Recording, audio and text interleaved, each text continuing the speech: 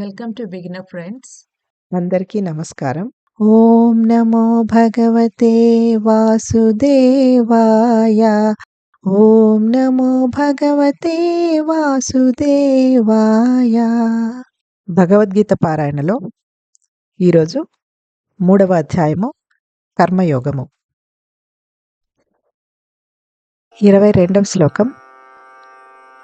నమే పార్థాస్తి కర్తవ్యం త్రిషు లోకేషు కించన నానవాప్తమవాప్తవ్యం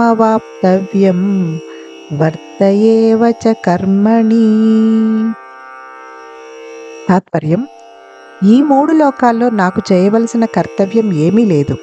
అర్జున, నాకు పొందవలసినది ఏమీ లేదు, సాధించవలసినది లేదు.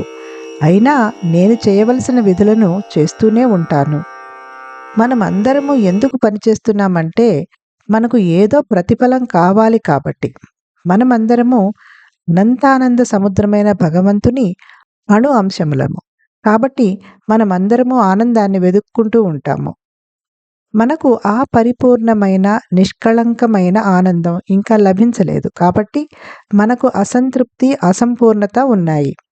మనం చేసే ప్రతి పని ఆనందం కోసమే. కానీ ఆనందం అనేది భగవంతుని శక్తులలో ఒకటి. ఆయనకు మాత్రమే అది అనంతమైన పరిమాణంలో ఉంటుంది. ఆయన తనకు తానే సమగ్రమైన పరిపూర్ణుడు మరియు ఆయనకు బాహ్యమైనది ఏమీ అవసరం లేదు. అందుకే ఆయనను ఆత్మారాముడు అంటే తనలో తానే రమించువాడు, ఆత్మరతి తన పట్ల తానే ఆకర్షితమయ్యేవాడు, మరియు ఆత్మక్రీడ దివ్యలీలను తన స్వరూపంతోనే చేసేవాడు అని అంటారు. అలాంటి మహోన్నత వ్యక్తిత్వం కర్మలు చేస్తే దానికి ఒకే ఒక కారణం ఉండవచ్చు.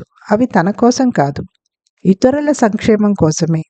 ఈ విధంగా తన సాకార స్వరూపంలో శ్రీకృష్ణుడిగా ఈ విశ్వంలో ఆయన చేయవలసిన కర్తవ్యం ఏమీ లేకపోయినా లోకహితార్థం పనిచేస్తున్నానని శ్రీకృష్ణుడు అర్జునుడికి చెప్తున్నాడు.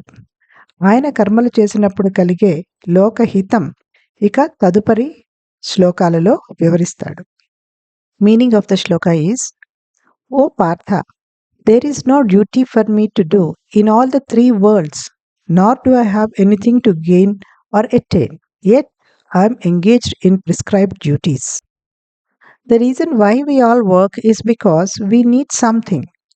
We are all tiny parts of God, who is an ocean of bliss, and hence we all seek bliss. Since we have not attained perfect bliss as yet, we feel dissatisfied and incomplete. So whatever we do is for the sake of attaining bliss. However, bliss is one of God's energies and He alone possesses it to the infinite extent. He is perfect and complete in Himself and has no need of anything outside of Himself. Thus, He is also called Atmaram, one who rejoices in self, Atmarati, one who is attracted to his or her own self, and Atmakrida, one who performs divine pastimes with his or her own self.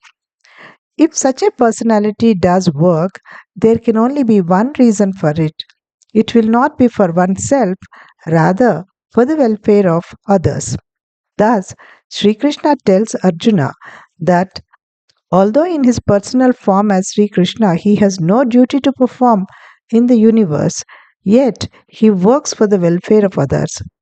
He then explains the welfare that he is accomplished when he works in the next slokas. Om Namo Bhagavate Vasudevaya.